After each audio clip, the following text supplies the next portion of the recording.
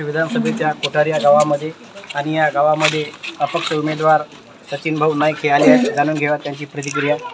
नमस्कार दादा. नमस्कार दादा, मला हे सांगायचं आहे, तुम्ही जेव्हा जनतेमध्ये फिरत आहात तेव्हा जनतेकडून तुम्हाला कसे प्रतिसाद मिळत आहे? ही किनवट माहूरची जनता या दोन्ही आजी माजीला कंटाळून या निवडणुकीत मी अपक्ष उमेदवार म्हणून मला मोठ्या प्रमाणात प्रतिसाद मिळत आहे. ही निवडणूक जनतेची आहे. जनताने हातात घेतलेली आहे. निवडणूक ही मला निवडून आणण्यासाठी. माझ्यासारख्या सामान्य कार्यकर्त्यांना या ठिकाणी जर कामाची संधी मिळाली करण्याची तर निश्चितपणे गोरगरीब जनतेचा सगळं शेतमजूर वर्ग, कष्टकरी, बेरोजगार जो प्रश्न निर्माण झालेला आहे या ठिकाणी त्यांना निश्चितपणे माझ्यासारख्या कार्यकर्त्याकडून कुठेतरी त्यांना आधार मिळेल आणि त्यांचे कामं पूर्ण होतील अशा उद्देशाने प्रत्येक घटकातील युवक असो, कोणी वरिष्ठ ज्येष्ठ सगळे असतील, त्यांनी परिवर्तन करावं. मागील 30 वर्षापासून या दोघांना जी धोरण चाललेले आहे या दोघांच्या विरोधात एक लाट निर्माण झालेली आहे आणि या लाटेत निश्चितपणे आम्ही विजयाकडे जाऊ असं मी ठामपणे या ठिकाणी सांगू शकतो.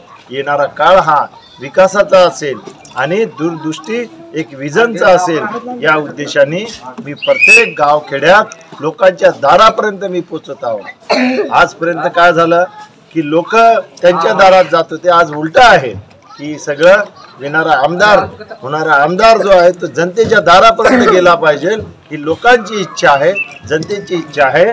म्हणून या ठिकाणी मोठ्या प्रमाणात माझ्या पाठीमागे समाज सगळ्या घटकातून, प्रत्येक समाजातून माझ्या पाठीमागे ठामपणे उभे आहे.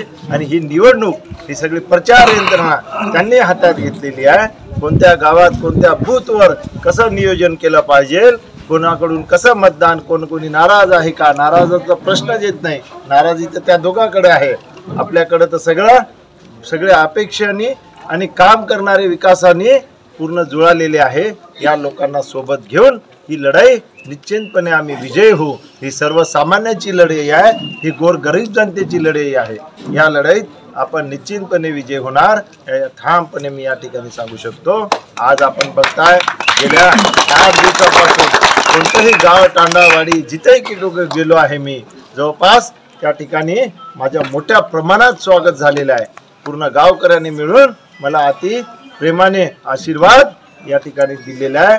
या आशीर्वादाला मी कायमस्वरूपी ऋणी राहील आणि येणाऱ्या काळात हे जो विश्वास माझ्यावर दाखवलेला आहे याला निश्चितपणे मी कुठेही तडा जाऊ देणार नाही असं मी ठामपणे या ठिकाणी सांगू शकतो.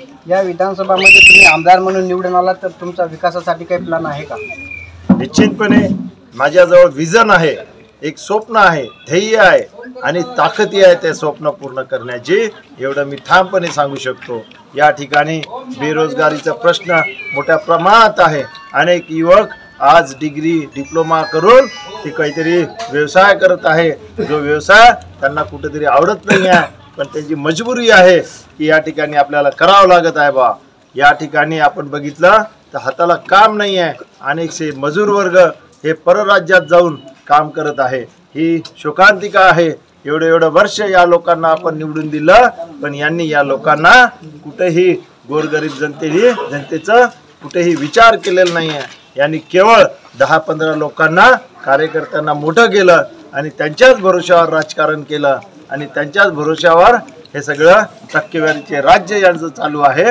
हे कुठेतरी थांबलं पाहिजे आणि नवीन नेतृत्व आणि नवीन विचाराचं राज्य या ठिकाणी आलं पाहिजे असं सर्वसामान्य जनतेला या ठिकाणी वाटत आहे. हे माझं निवडणूक ही जनतेने हातात घेतलेली आहे. मी पुन्हा याच्यासाठी सांगतो की सर्वसामान्य जनता माझ्या पाठीशी आहे. मी मतदारापर्यंत पोचत आहे घरोघरी. माझ्याकडं कोणतंही भेदभाव नाही आहे. माझ्याकडं प्रत्येक गरीब वर्ग, सामान्य कोणतंही असेल, मी त्यांच्या घरापर्यंत, मी त्यांच्या दारापर्यंत, मी आणि माझी पत्नी दोघंही आम्ही पूर्ण मतदारांना जागृत करण्यासाठी आणि विनंती करण्यासाठी त्यांच्या दारापर्यंत जात आहे.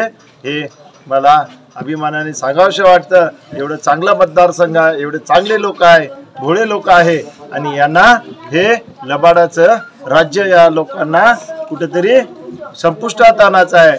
म्हणून सर्व जनता एकवटलेली आहे. या दोघांच्या विरोधात निश्चितपणे माझा विजय आहे या मी ठामपणे सांगू शकतो.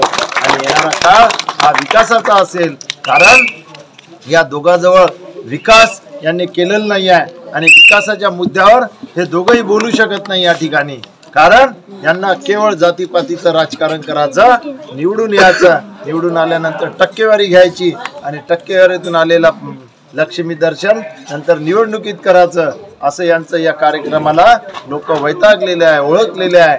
आणि यांच्या कोणत्याही गोष्टीवर जनतेचा विश्वास राहिलेला नाही आहे. आज कालपासून ते कुठेतरी काहीतरी हे करून फिरून राहिलेले आहे. एका ठिकाणी जातात आणि बसतात, कुठेतरी 2-4 गाव करतात आणि घरी जाऊन झोपतात.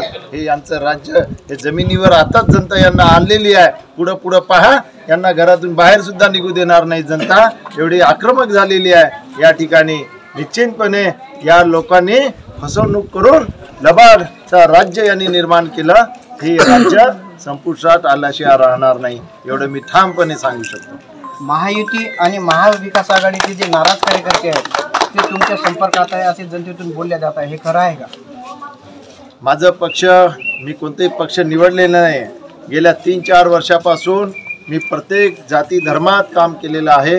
प्रत्येक कार्यकर्ता कोणत्याही पक्षाचा असो, जो माझ्याकडे आला आहे त्याचं मी काम करून या ठिकाणी त्याचं समाधान केलेलं आहे.